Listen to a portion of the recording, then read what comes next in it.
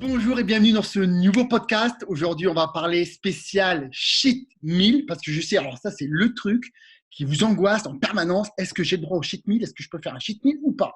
Vous allez voir deux petites versions parce que je sais qu'Anthony est plutôt contre. Moi, je suis plutôt, je sais pas que je suis plus pour, mais je suis peut-être plus cool par rapport à ça. Donc voilà, donc on va voir un peu les deux côtés. Donc salut Anto, comment tu vas? Salut, ça va bien et toi? Ouais, en pleine forme, écoute, en pleine forme.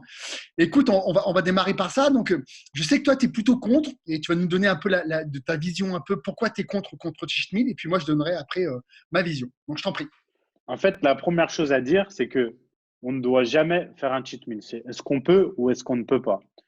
Parce que on dit souvent que lorsque l'on doit faire des cheat meals, pardon, pour relancer la progression, relancer le métabolisme, que ça va être utile. Or, il est faux de dire que on doit manger de la junk food en quantité illimitée, manger tout et n'importe quoi ce qu'on veut une fois par semaine pour aider, par exemple, à sécher. C'est complètement faux. Donc, on ne doit jamais faire un cheat meal. Ce n'est pas quelque chose de nécessaire pour la progression physique. Pour le mental, c'est peut-être autre chose, mais pour la progression physique, c'est faux. Pourquoi? Parce que faire un cheat meal fait toujours régresser plus que progresser. J'explique pourquoi et j'explique mon raisonnement. Ça va être un poil long. Accrochez-vous, sortez vos verres de jus d'orange. Donc, admettons que, on va prendre un nom, Jacques. Admettons que Jacques se pèse chaque samedi pour faire son bilan à AW Coaching, qui est une super société de coaching vraiment excellente. Vous pouvez aller voir. Donc, admettons, Jacques se pèse chaque samedi matin. Il envoie son bilan à son coach. Samedi matin, Jacques pèse 70 kilos. Il a perdu 1 kilo. Super. Son coach lui dit excellent, on va continuer comme ça, c'est très bien. Chaque samedi soir, Jacques va à McDonald's et fait un cheat meal. OK? Jacques pèse 70 kilos le samedi matin. Le lendemain de ce cheat meal, Jacques pèse 71, 72 kilos, plus souvent. On est d'accord. Après un gros cheat meal, le lendemain, tu as pris 2 kilos. Certes, c'est peut-être de l'eau, plus de l'eau qu'autre chose. On est d'accord. Jacques, le lendemain, donc le dimanche, après son cheat meal, fait 72 kilos. Admettons qu'il a un métabolisme plus ou moins correct. Le lundi, il va revenir à 71,5, le mardi 71, et le mercredi, il est revenu à son poids initial. OK? Donc, Jacques va reprendre sa progression le mercredi. Donc, il va progresser mercredi, jeudi, vendredi, samedi. 4 jours sur 7. Il va se peser samedi, il a perdu, mais samedi soir, il va refaire son cheat meal. OK? Ce qui fait que chaque semaine, Jacques progresse 4 jours sur 7. Fais le calcul sur un mois, puis fais le calcul sur un an. Et sur un an, tu vois la différence de progrès que tu peux avoir avec cheat meal ou sans cheat meal. Surtout que les Jacques, en général, les gens comme Jacques, toute la semaine, ont tendance à faire des diètes très restrictives, à couper les glucides, à pas varier leur alimentation. Et sois sûr qu'ils mangent jamais de chocolat, ils mangent très peu de fruits. Les crêpes de patates douces, laisse tomber, dans la patate douce de Bonnefond, il y a du sucre. Nous, on mange des flocons d'avoine, on est des vrais. Jacques est comme ça.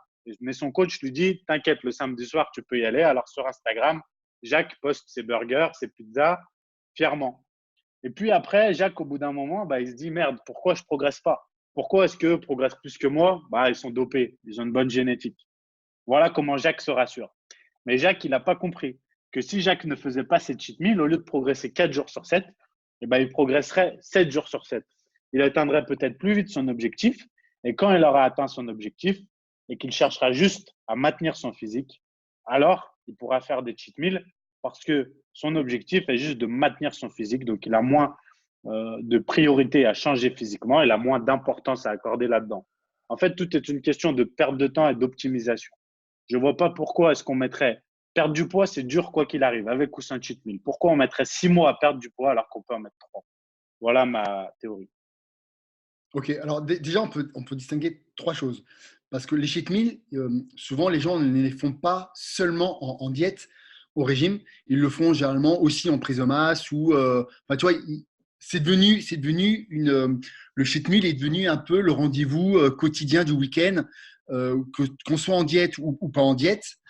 C'est un peu le truc qu'on s'accorde le week-end, voilà, pour dire tout simplement, ok, toute la semaine, j'ai mangé clean et puis le week-end, je me fais un plaisir et je mange un peu ce que je veux.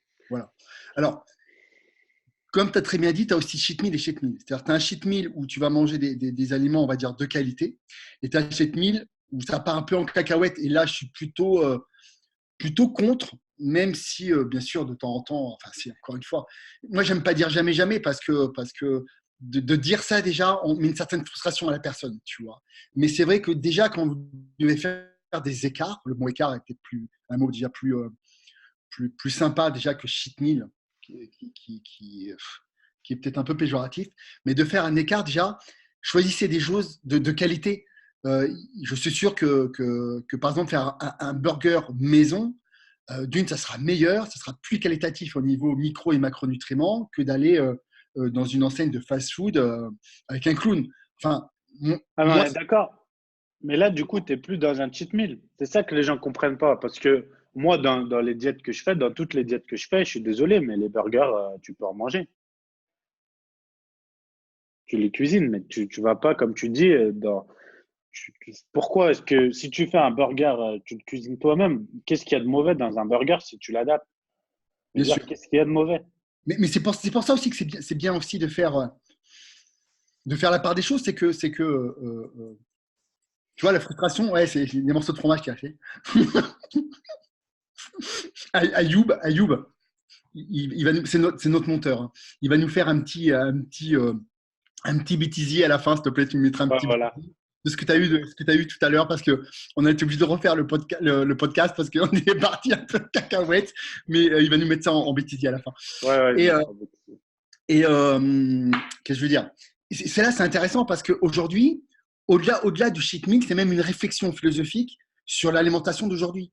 Euh, est-ce une bonne chose? Alors, je dis pas, vous allez bouffer 1, 2 fois par an dans un fast-food parce que c'est votre kiff, il n'y a pas de souci. Mais c'est plus le côté où tous les week-ends, vous êtes obligé d'aller, pour pas dire le nom, au McDo, au Quick, au Burger King. Tous les week-ends, vous êtes obligé d'y aller. À un moment donné, est-ce qu'il n'y a pas un souci au niveau de votre plaisir même gustatif, quoi? En fait, la question, elle est plus profonde que ça, je pense, tu vois. En dehors juste du régime, hein, tu vois, en dehors même du régime.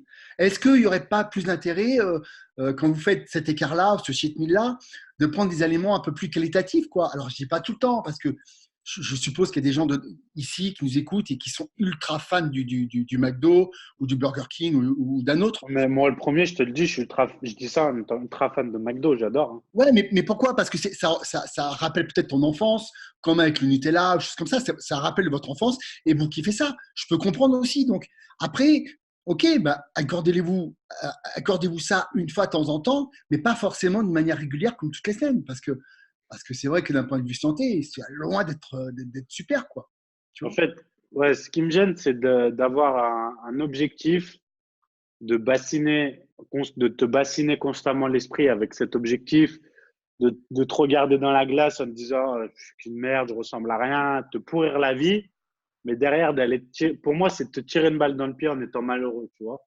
Et en fait, si je suis autant contre les cheat meals, c'est à cause de ça et de ce cercle vicieux dans lequel ça entraîne.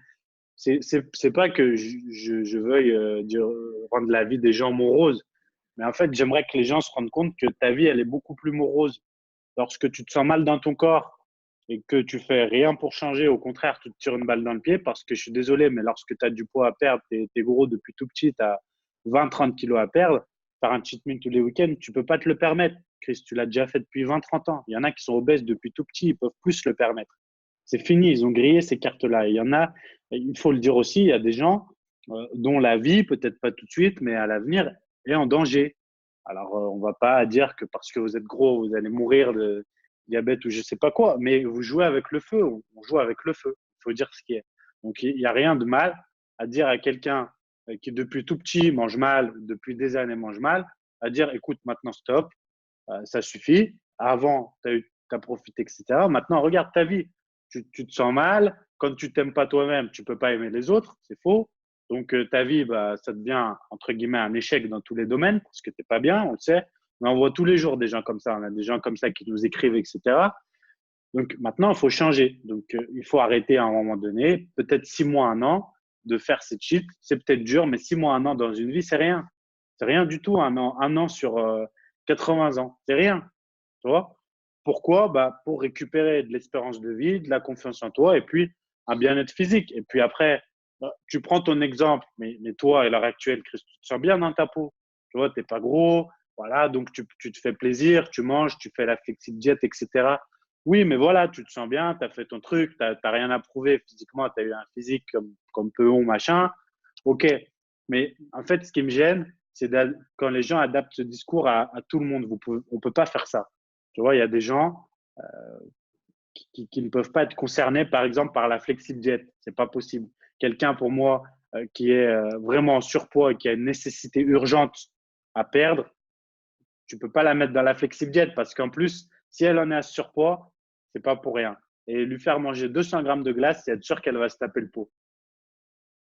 Alors, c'est un sujet très intéressant. Et C'est mon alors, je avis, vais. hein, attention, Non, c'est non, mon non, avis. c'est super intéressant. C'est super intéressant parce que c'est là où on se rend compte aussi qu'il y a deux types, il y a deux types de personnes en fait.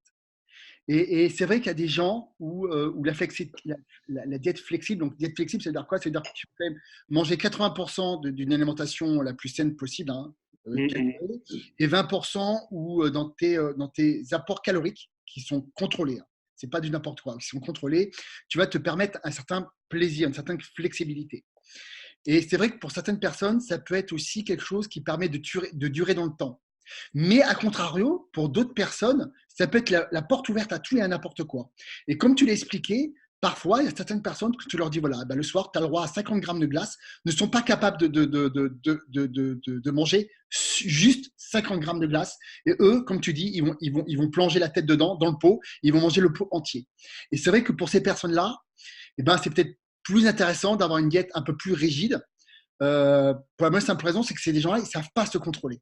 Et ça peut être, voilà, ça peut être aussi là intéressant d'avoir une diète un peu plus carrée. Idem pour les compétiteurs, surtout en fin de compétition, qu'on demande à avoir un physique extrême de sèche. C'est vrai qu'on ne peut pas se permettre le dernier mois, parfois, de manger des aliments qui nous font toujours un peu plus plaisir, entre guillemets.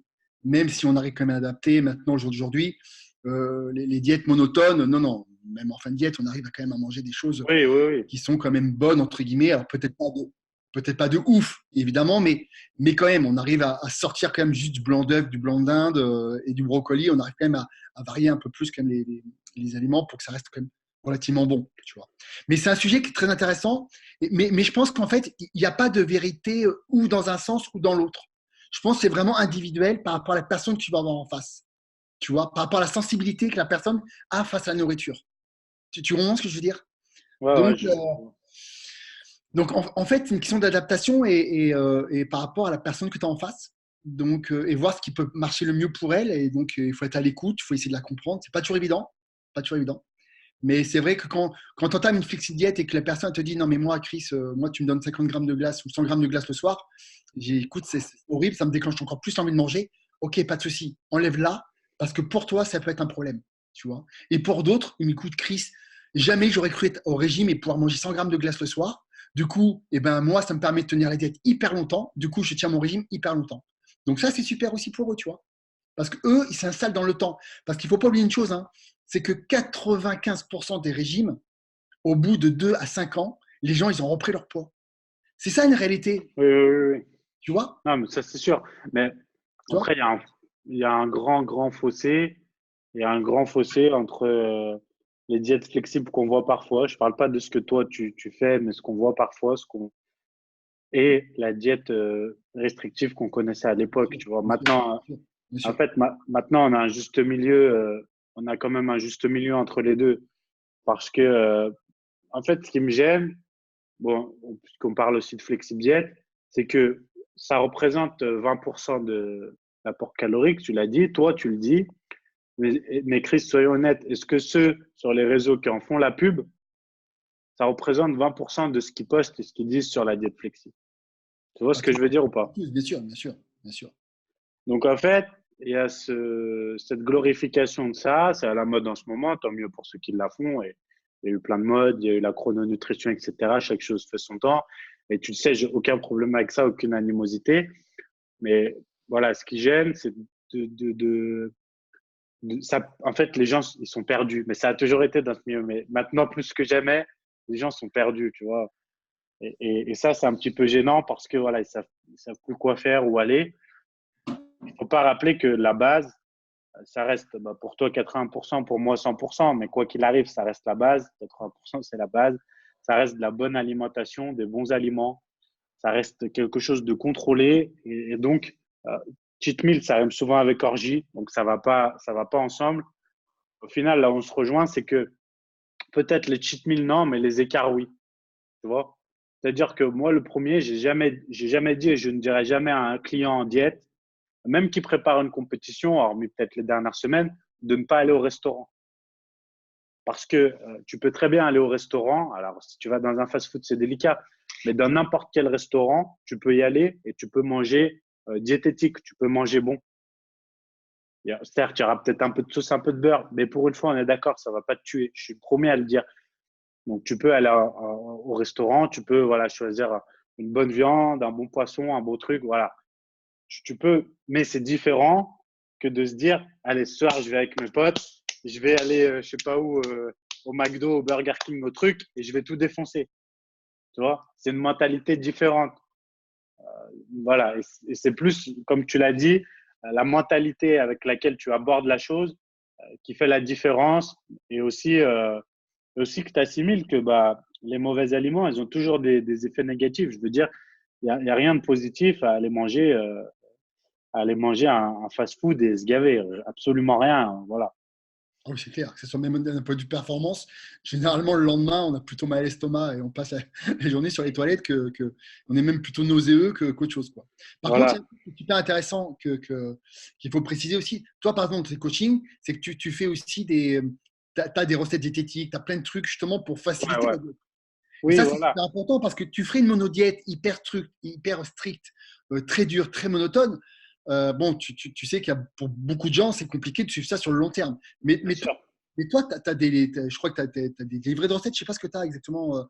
Alors, C'est quoi, maintenant, sur la plateforme de ceux qui sont coachés, donc ils ont un accès à un identifiant et en fait, ils ont un espace recette où c'est Arnaud qui fait ça. Donc, il y a beaucoup de recettes avec la patate douce notamment. C'est des petites recettes super bien filmées, tu sais, où tu vois que les mains. Et tu as la fiche recette à côté. Donc, les recettes durent 3 à 4 minutes. Il y a des recettes véganes, des recettes omnivores, sucrées, salées. Il y a tout. Pour l'instant, on en a 50, mais on va en rajouter 15 par mois. Et donc, c'est sur la plateforme AW Coaching. Et ça, on a décidé justement, on va l'ouvrir après au grand public. Un abonnement pas cher qui sera à 5 euros par mois, je crois. 5-10 euros par mois, grand max. On rajoutera des recettes. Et donc, effectivement, on a des recettes de burger diète, de gaufres, de crêpes, de pizza. Et donc, je suis beaucoup plus là-dedans, dans le fait de varier sa diète, de cuisiner et de lorsque tu as envie de quelque chose de sale, eh bien le faire en version diète plutôt que d'aller se défoncer l'estomac. Et en plus de ça, c'est moins cher. C'est beaucoup moins cher de le faire soi-même. Et il y a beaucoup plus de satisfaction personnelle à le faire soi-même qu'à aller l'acheter. Voilà, c'est quelque chose qu'on oublie. Mais moi qui viens du milieu de la cuisine à la base, parce que j'ai fait mes études dans l'hôtellerie-restauration avant d'être coach, juste avant, hein, jusqu'à mes 17 ans, il y a une grande satisfaction personnelle. Chris est un grand cuisinier, il aime bien cuisiner, il cuisine très bien aussi, même s'il ne le dit pas souvent, il cuisine très bien. Il y a une satisfaction personnelle quand même à cuisiner et à manger ce que tu as fait, non? Franchement. Qu'est-ce qu'il y a? Il n'y a plus de son, ça a coupé. Oui, non, mais parce que l'oralisme est en train de commenter ce que tu es en train de dire. Elle a dit quoi? Non, qu'elle préférait, elle, commander que de cuisiner parce qu'elle est pas. Ah, mais c'est bac plus 12, c'est un autre monde. Non, c'est un autre monde, c'est ça, tu vois. C'est C'est qu'à un le moment monde donné, ouais. voilà, et c'est vrai qu'elle me Non, dit, mais, quand c'est toi qui cuisines, ça va, mais sinon, je préfère commander parce qu'elle n'est pas forte en cuisine, mais en même temps, tu peux pas être bon partout, hein. Ouais, on va résumer un peu parce que c'est vrai que tout le monde est un peu ça n'a pas trop compensé le cheat meal, mais le cheat meal en soi, quand vous mangez des aliments qui sont pas intéressants nutritionnellement, voilà, ça vous apporte pas grand-chose. Alors, évidemment, on est dans une société, on a une vie sociale et je peux comprendre que quand vous sortez entre amis de temps en temps, voilà, vous mangez comme tout le monde, vous faites plaisir et vous faites vous plaisir, il n'y a pas de souci non plus avec ça. Voilà, maintenant que ça devient récurrent et que vous dites maintenant tous les samedis soirs, voilà, je fais mon cheat meal parce qu'on est samedi soir et que c'est comme ça. Bon, ça, c'est peut-être pas hyper intéressant. Je ne vous parle pas forcément hors régime et hors objectif bien précis, parce que c'est vrai que, comme tu as dit, Anthony, quand tu es dans un objectif bien précis, avec une deadline et tout, on se met à fond dedans, et une fois pour toutes, en fait, on se débarrasse un peu de ça, et on a à perdre 5, 10, 15 kilos, ok, on se fout dedans, on élimine ça, et après, on réintroduit les choses progressivement, et on peut se permettre un peu plus de flexibilité. Mais c'est vrai que, voilà, il y a différentes écoles, mais de toute façon, quand vous bouffez, excusez-moi du terme, de la merde, dans tous les cas, ça vous apportera rien de bon. Voilà. Donc, à partir de là, essayez déjà de choisir des aliments qui sont un peu plus intéressants. Si vous devez manger à l'extérieur, alors évidemment, si vous bouffez dans un fast-food, bon, c'est pas l'idéal, parce que d'un point de vue qualitatif, vous ne trouverez jamais quelque chose de qualitatif dans un fast-food. Ou alors, c'est un fast-food, par exemple, on parle des hamburgers, ou alors vous avez je sais qu'à Paris, par exemple, il y a des restaurants où ils font des hamburgers, mais c'est qualitatif, quoi. C'est de la bonne viande, c'est du bon pain à buns, tu vois. Big Fernand, vous avez plus la même chose, tu vois. C'est même plus le même produit, tu vois. Vous devez avoir Big Fernand à Paris. Ouais, bah c'est un peu mieux que les fast-food traditionnels, mais bon, ça reste très riche, hein. C'est très riche. Mais c'est vrai qu'ils ont déjà des produits un peu plus de qualité. Ils ont du fromage justement au lait cru, tu vois. Ils ont un truc, ils ont bonne viande, ouais, c'est déjà un peu mieux. Voilà. D'un point de vue calorique, je ne pense pas que ce soit aussi calorique. Ah, c'est sûr. Mais d'un point de vue qualitatif, pour votre corps, c'est déjà un petit peu mieux qu'en tout cas que de la bouffe industrialisée, quoi. Ouais, en fait, il faut penser à l'après. Si tu sors le samedi soir, c'est bon, tu te sens bien. Mais si c'est pour toute la semaine derrière, te dire je suis qu'un sale gros, une sale grosse, être malheureux devant la glace et puis regretter, puis avoir une petite amnésie partielle le samedi soir et recommencer encore et encore. Putain, la vie, elle est pourrie. À se dire tout le temps, je ressemble à rien, je suis nul, se dénigrer tout le temps, tout ça pour. Ouais, je trouve ça dommage, quoi. Alors après, il y a un mythe qui est aussi très répandu. Souvent, les gens pensent faire un cheat meal pour rebooster son métabolisme. Et déjà, il faut savoir que c'est à moitié vrai et à moitié faux en réalité, puisque la théorie, en fait, a une demi-vie de quelques heures. Et c'est vrai que des fois, quand on mange beaucoup, on a une température, on a chaud. Et là, c'est vrai qu'on a l'impression qu'on a reboosté son métabolisme. Mais en fait, on l'a reboosté sur juste quelques heures. Et c'est pas comme ça qu'on rebooste son métabolisme sur plusieurs jours, en fait. Voilà, c'est très ponctuel. Et donc ça marche pas très bien en réalité pour rebooster son métabolisme. Et pour rebooster son métabolisme, il faudrait manger plus de calories sur plusieurs jours, voire plusieurs semaines. Et bon, c'est pas aussi efficace que ça. Et ensuite, si on a réellement besoin de rebooster son métabolisme, peut-être qu'il faudrait revoir sa diète en général. Et peut-être que la semaine, on est peut-être un petit peu trop restrictif pour pouvoir, comme ça, cette envie de rebooster, entre guillemets, son métabolisme. Donc ça, bon, ça, c'est quelque chose qui tient plus du mythe, même s'il y a une petite vérité dedans. Voilà, c'est loin d'être optimal et efficace en tout cas. Donc voilà. Ouais, voilà. Faire un cheat meal et se dire qu'on progresse pas, c'est comme travailler à mi-temps et se dire qu'on n'a pas d'argent. C'est une belle expression. C'est pareil. Bon, voilà, écoutez, regardez la suite parce que notre monteur va vous mettre un petit bêtisier après.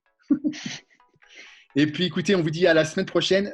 N'oubliez pas de commenter, liker et on vous dit à très vite. Ciao. Salut Anthony. Bye bye. Ciao. Donc, par cheat meal, on entend un petit peu l'orgie alimentaire et manger de la mauvaise qualité. Non, c'est vrai, c'est pas top. Et manger de la mauvaise qualité, par exemple, aller faire un McDonald's en grosse quantité. J'en ai marre de ce truc. Comment veux-tu que je fasse un argumentaire crédible quand tu es en train de bouffer du pain et du fromage à côté? Donc je disais, je peux pas, franchement. Si tu peux. Bon, allez, je me barre. Donc les gars, les cheat meals, vous pouvez tous les jours, d'accord? Tous les jours, vous prenez du bon pain, pas de la merde, hein, parce qu'il y a cheat meal et cheat meal, mais là je vous parle d'un vrai cheat meal.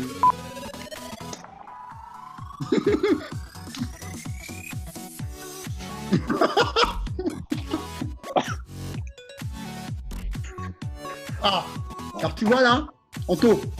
Ouais, nickel. Là tu donnes vos exemples. Hein. Nickel. Allez. Donc, pour ce podcast sponsorisé par les industries agroalimentaires, le banania, c'est très bien parce que c'est de la banane, donc ça apporte du phosphore et ça apporte plein de vitamines. Ensuite, Je savais pas que dans le banania, il y a de la banane. ah bah si, il y a de la banane dans le banania. Flocon de banane, 0,25%. Il y a de la banane. Pas faux. Et alors ça, avant de se coucher, c'est super bien. Donc ça, le matin au petit déjeuner, pendant l'entraînement, Voilà. avant de se coucher. Ouais. Et là, on a perdu 90% de notre communauté. Voilà. T'as mangé ton fromage et ton pain là. Ouais. Et on parle de gens de pas faire cheat meal. Ah, c'est toi qui parles ça, c'est pas moi. C'est les pour et les contre. Hein. Tu sais quoi, ça va plus s'appeler Yam Podcast, hein. Ça va s'appeler Yam Débauche ou un truc comme ça. Franchement, c'est une incitation à la débauche. On fait n'importe quoi là. Non, non, allez, vas-y. Ah, non, là, Alors, Anthony. laisse ça là, j'y mangerai après.